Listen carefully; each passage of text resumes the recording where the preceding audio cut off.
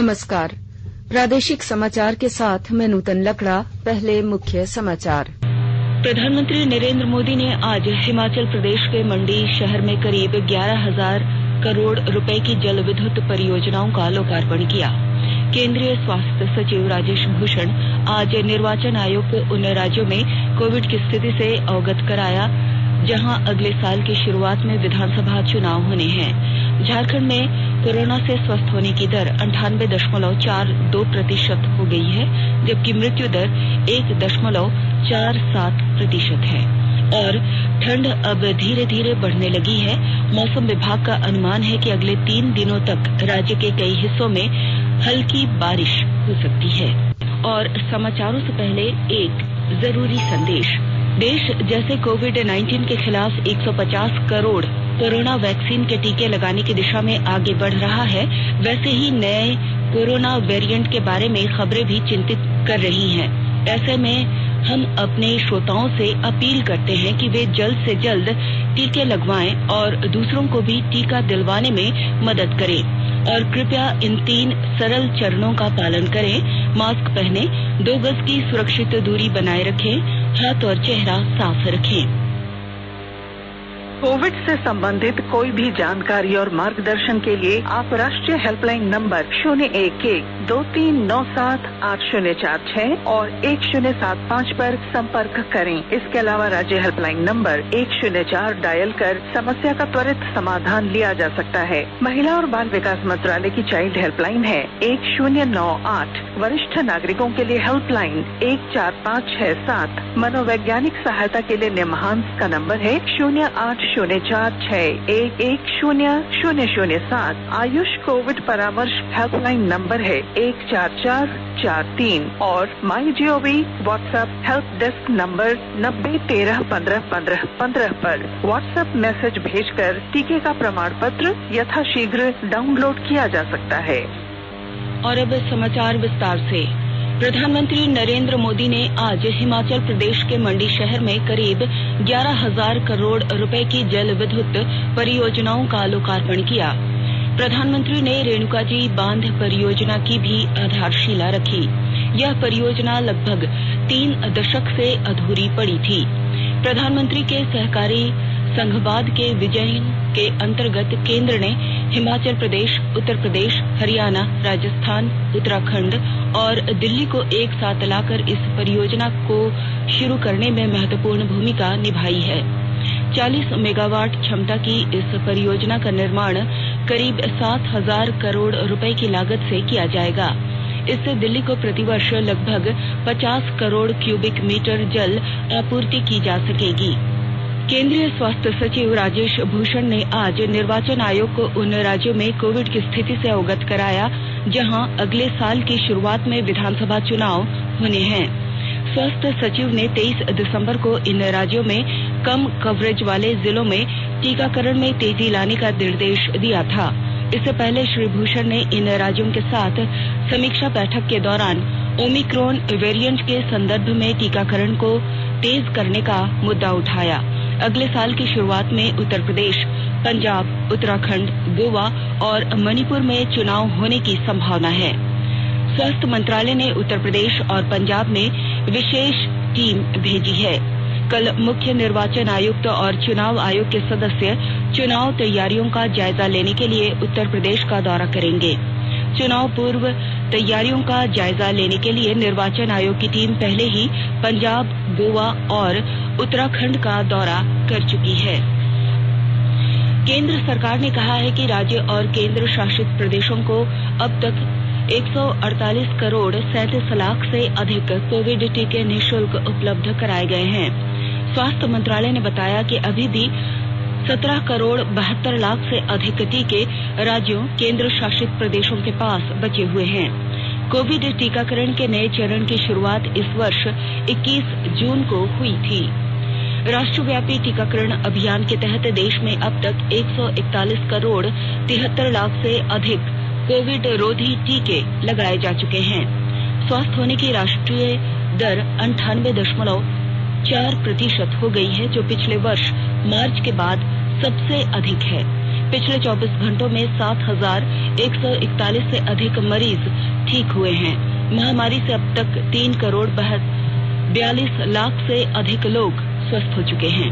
पिछले 24 घंटों में 6,531 नए मरीजों में संक्रमण की पुष्टि हुई है।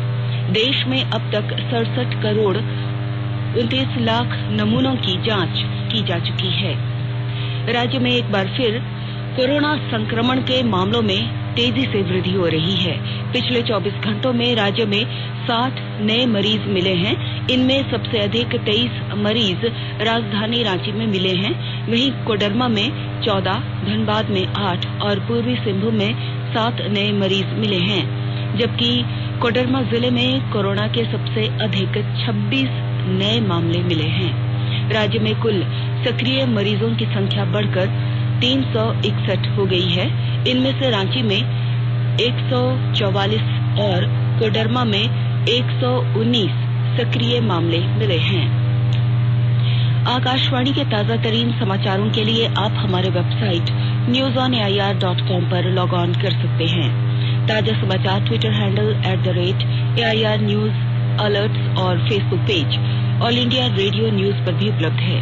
आप प्रादेशिक समाचार एकांश के ट्विटर हैंडल @AIR News_Ranchi और फेसबुक, इंस्टाग्राम पेज तथा YouTube channel AIR News Ranchi पर भी हमारे बुलेटिन सुन सकते हैं।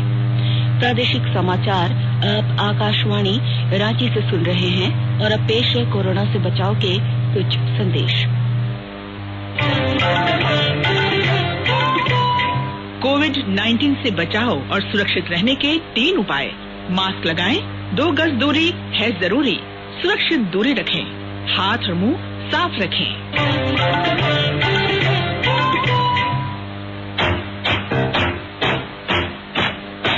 चलो मिलकर एक शुरुआत करें, चलो एक फैसला आज करें, मास्क नहीं तो टोकेंगे, कोरोना को रोकेंगे, चलो एक वादा करते हैं, चलो एक वादा करते हैं, मास्क नहीं तो टोकेंगे, कोरोना को रोकेंगे। भारत सरकार द्वारा जनहित में जारी। मुख्यमंत्री हेमंत सोरेन ने कहा है कि यह युग विज्ञान और तकनीक का है। नित्य नए बदलाव हो रहे हैं। दुनिया इन परिवर्तनों के जरिए तेजी से आगे बढ़ रही है, लेकिन जनजातीय समाज पर इसका कितना प्रभाव पड़ रहा है, इसका मूल्यांकन जरूरी है। मुख्यमंत्री ने ये बातें कल संथाल इंजीनियर्स वेलफेयर एसोसिएशन के 30वें दीक्षांत समारोह सह वार्षिक आम सभा में सोशल री इंजीनियरिंग थ्रू रूरल इंटरप्रेन्योरशिप पर आयोजित ऑनलाइन नेशनल कॉन्फ्रेंस में कही। उन्होंने कहा कि इन बदलावों का जनजातीय समाज पर सकारात्मक असर हो रहा है और उसके अस्तित्व के लिए खतरा नहीं बने। इस पर विशेष ध्यान देने की जरूरत है। मुख्यमंत्री ने कहा कि जनजातीय समाज की सदियों से चली आ रही परंपरा, भाषा, संस्कृति और सभ्यता को अक्षुण्ण बनाए रखने के साथ विकास के पथ पर आगे ले जाना राज्य सरकार की सर्वोच्च प्राथमिकता है। मुख्यमंत्री ने कहा कि झारखंड देश का पहला राज्य है जहां ट्राइबल यूनिवर्सिटी खोलने का निर्णय लिया गया है। इसके अलावा स्किल डेवलपमेंट यूनिवर्सिटी खोलने की भी योजना है। उन्होंने यह भी कहा कि झारखंड में केजी से लेकर पीजी तक जनजातीय और क्षेत्रीय भाषाओं की पढ़ाई सुनिश्चित की जा रही है। आकाशवाणी का समाचार सेवा प्रभाग आज रात अपने स्पॉटलाइट कार्यक्रम में वर्षांत 2021 के विशेष संस्करण में केंद्रीय ऊर्जा मंत्री आर.के. सिंह के साथ विशेष भेंटवार्ता प्रसारित करेगा। यह कार्यक्रम FM गोल्ड चैनल और अतिरिक्त मीटरों पर रात 9:15 बजे से सुना जा सकता है। कार्यक्रम हमारी वेबसाइट newsonair.nic.in और हमारे YouTube channel news on AIR official पर भी उपलब्ध रहेगा। बोकारो जिले के SC, ST, OBC एवं अल्पसंख्यक के 100% छात्र छात्राओं को छात्रवृत्ति मिलेगी। विस्तृत रिपोर्ट के साथ हमारे संवाददाता।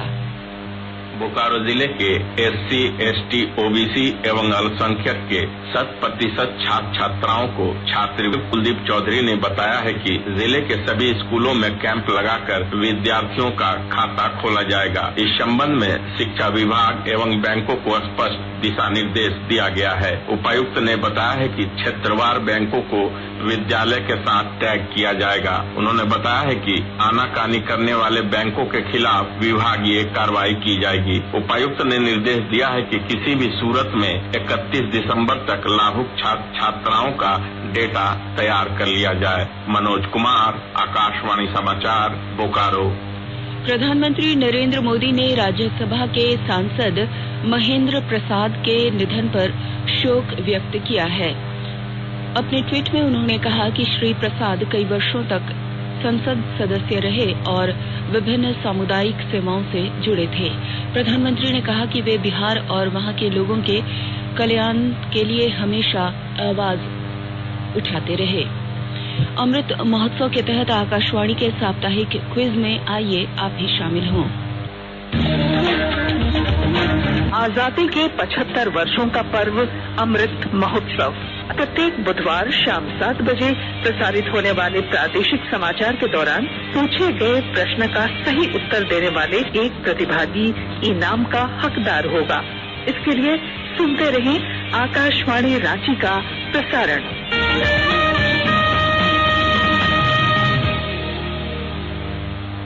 जागो ग्राहक जागो, जागो ग्राहक जागो। आजादी का अमृत महोत्सव के लिए सभी उपभोक्ताओं को शुभकामनाएं। हॉलमार्क सोने की शुद्धता सुनिश्चित करता है। हमेशा हॉलमार्क वाले सोने के आभूषण खरीदें। उपभोक्ता किसी भी शिकायत के लिए कृपया राष्ट्रीय उपभोक्ता हेल्पलाइन टोल फ्री नंबर 14404 पर संपर्क करें। उपभोक्ता मामले विभाग, भारत सरकार द्वारा जनहित में जारी। जानो अपने अधिकारों को, अपने हक पहचानो, बेईमानों को सबक सिखाओ, ग्राहक अब तो जागो, जागो ग्राहक जागो, जागो ग्राहक जागो। राज्य की राजधानी रांची सहित कई क्षेत्रों में आज बादल छाए हुए हैं। मौसम विभाग का अनुमान है कि अगले 3 दिनों तक राज्य के कई हिस्सों में हल्की बारिश हो सकती है। नए साल में इस बार ठंड कब तपाएगी, क्योंकि इस बार तापमान 10 डिग्री नीचे आने के आसार मौसम विभाग ने जताए हैं। भारतीय मौसम विज्ञान केंद्र रांची के वैज्ञानिक अभिषेक आनंद ने बताया कि उत्तर पश्चिम की ओर से एक बार फिर से ठंडी हवा चलेगी। इस वजह से रात के न्यूनतम तापमान में और गिरावट आएगी। और अब कुछ संक्षिप्त खबरें। गोड्डा जिले में उत्पाद विभाग व पुलिस ने अलग अलग स्थानों पर सैकड़ों बोतल अवैध शराब जब्त की है। पुलिस ने अरुणाचल प्रदेश में बिकने वाली शराब की खेप को बरामद किया। राज्य के पूर्व मंत्री सह सिमडेगा के पूर्व विधायक विमला प्रधान ने वर्तमान सरकार को हर मोर्चे पर विफल बताया है। झामुमो नेतृत्व की सरकार के 2 वर्ष पूरा होने के अवसर पर आयोजित प्रेस कॉन्फ्रेंस में उन्होंने कहा कि जेपीएससी की परीक्षा में गंभीर अनियमितता बरती गई है। सरकार युवाओं और बेरोजगारों को प्रताड़ित कर रही है।